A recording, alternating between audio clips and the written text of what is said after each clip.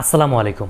আপনি কোনো একটি স্থানে গিয়েছেন, সেখানে আপনি কোনো কিছুই চিনেন না। এখন আপনার এটিএম বুথ থেকে টাকা উঠাতে হবে। এটিএম বুথ কোথায় সেটাও আপনি জানেন না।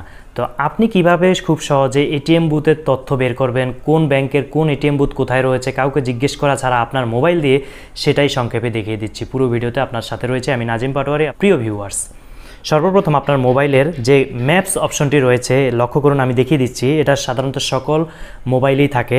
ম্যাপস অপশনটিতে ক্লিক করবেন। ম্যাপসে ক্লিক করার পর পাশে আমি দেখিয়ে দিচ্ছি, লক্ষ্য করুন। ম্যাপসে ক্লিক করার পর উপরে দেখুন অনেকগুলো অপশন রয়েছে, রেস্টুরেন্ট, গ্যাস, হোটেল, তারপর কফি, শপিং, এটিএমস। তার মানে এই এটিএমস যে অপশনটি রয়েছে এটা আপনি সিলেক্ট করবেন। সিলেক্ট করার পর লক্ষ্য করুন, কিছুক্ষণ অপেক্ষা করলেই আপনার সামনে অসংখ্য এটিএম বুথের তথ্য চলে আসবে।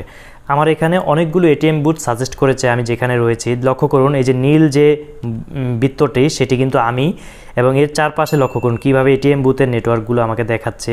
ডাচ বাংলা, SIBL এবং অনেকগুলো এটিএম বুথ। কিন্তু আমি আমার যে এটিএম বুথটি প্রয়োজন আমি সেখানে গিয়ে কিন্তু খুব সহজে টাকা উত্তোলন করতে পারবো। এই অপশনটি সিলেক্ট, উদাহরণস্বরূপ আমি একটি এটিএম বুথ সিলেক্ট করলাম এবং লক্ষ্য করুন এটা দেখাচ্ছে কোথায়। আমি এই যে ব্লু কালার ডিরেকশনস অপশনটি রয়েছে এটাতে ক্লিক করলে এখানে যাব কিভাবে সেটা কিন্তু তারা আমাকে দেখিয়ে দিবে। লক্ষ্য করুন 2.2 কিলোমিটার আমার লোকেশান থেকে এই এটিএম বুথের অবস্থানটি। এটি কোথায় রয়েছে? এটি রয়েছে চাঁদপুর বাস স্টেশনে।